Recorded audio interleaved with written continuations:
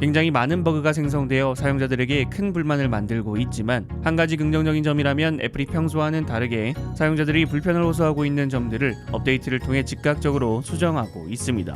iOS 16에서 드디어 노치 아이폰의 배터리 퍼센트 표기를 지원하기 시작했는데 아이콘의 뒷배경이 배터리 상태에 따라 변하지 않고 그대로 하얀색으로 꽉 차 있어서 배터리 퍼센트를 표기하는 게 기존 아이콘보다 시인성이 떨어진다는 유저들의 불만을 마이너 업데이트를 통해서 뒷배경도 상태에 따라 변화하게 개선했고 아이폰 14 프로에서 백그라운드에 음악을 켜 다이나믹 아일랜드를 확장했을 때 좌우로 커지는 다이나믹 아일랜드로 인해 셀룰러 아이콘이 사라지는 게 사용자들의 불만이었는데 다이나믹 아일랜드의 크기를 줄여 셀룰러 아이콘을 보이게 하는 등 사용자들의 피드백을 평소보다 훨씬 빠르게 수용하고 있는 모습입니다. 버그가 너무나도 많은 iOS 16에 대한 사과의 의미일까요? 그리고 오늘 새벽에 배포된 iOS 16.2 디벨로퍼 베타 3에서 또다시 개선되는 업데이트가 존재합니다.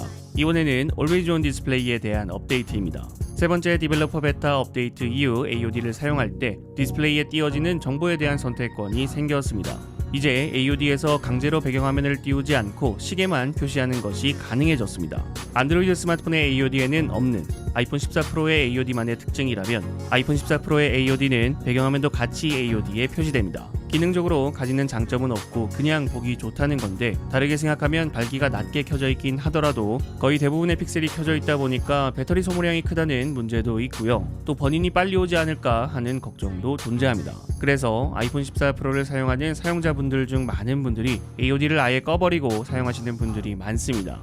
애플 입장에서도 새로 넣은 기능인데 사용률이 떨어지는 건 전혀 긍정적이지 않죠. 그래서 이번 업데이트로 AOD의 사용률을 높이기 위함인지 AOD의 선택권이 주어진 것으로 보입니다. 추가된 선택지는 두 가지로 AOD의 배경화면을 띄울지 말지, AOD의 알림을 띄울지 말지 선택할 수 있습니다. 이번 AOD 업데이트, 피드백 수용이 빨랐다는 것은 긍정적이었으나 사실 냉정한 시각으로 바라본다면 이 선택지는 처음 AOD가 도입됐을 때부터 지원을 했어야 합니다. 애플이 제시한 새로운 AOD는 심미적으로 이쁘다는 장점을 가지긴 하지만 결국 아이폰 사용자들이 원하던 AOD는 일반적인 AOD였다는 의미입니다. 즉, 처음으로 AOD를 만든 노키아가 제시한 AOD가 도입 시기도 빠를 뿐더러 정답이었다는 거겠죠. 정말 나중에 시간이 지나서 전력 효율이 엄청나게 좋아지고 번인에 대한 걱정이 아예 없어진 디스플레이가 아이폰에 탑재된다면 그때는 애플이 제시한 AOD가 재평가가 되긴 할 겁니다. 하지만 지금은 좀 이르지 않나 하는 생각이 드네요. 이제 또 궁금해지는 건 픽셀 이동에 대한 부분입니다. 배경화면까지 어두워지는 애플의 AOD는 번인을 방지하기 위한 픽셀 이동이 없었습니다. 과연 이 옵션 생성 이후 픽셀 이동을 지원하는지도 궁금해지는 점입니다. 지금의 업데이트 기조처럼 애플이 고집을 쉽게 꺾는 모습을 계속 보여줬으면 좋겠네요.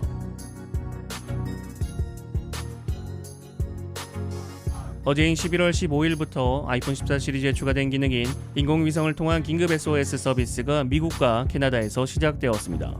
셀룰러나 와이파이가 연결되지 않는 지역에서 위성통신을 통한 간단한 문자 메시지, 사용자의 현재 위치, 112, 119의 긴급구조 신호 연락 등이 가능합니다. 또한 아이폰에 등록된 지인들에게 자신의 위치를 알리는 기능도 사용 가능합니다. 위성통신은 아이폰 14를 활성화한 이후 2년간 무료로 제공되며 2년이 지난 후에는 요금이 부여됩니다. 아직까지 정확한 요금은 밝혀지지 않았습니다. 또한 12월부터는 서비스 지역이 독일, 아일랜드, 영국, 프랑스로 확대됩니다. 국내는 대부분의 지역에서 셀룰러가 연결되기 때문에 필요성이 높은 서비스는 아니죠. 그래도 제한적이나마 우리도 이 서비스를 사용할 수는 있습니다.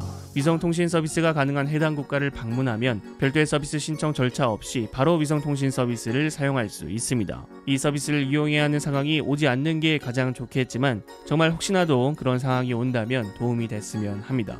여러분들이 생각하시는 아이폰 14 프로의 AOD에 대해서 댓글을 남겨주시면 감사드리겠습니다. 시청해주셔서 감사합니다. 지금까지 알비였습니다.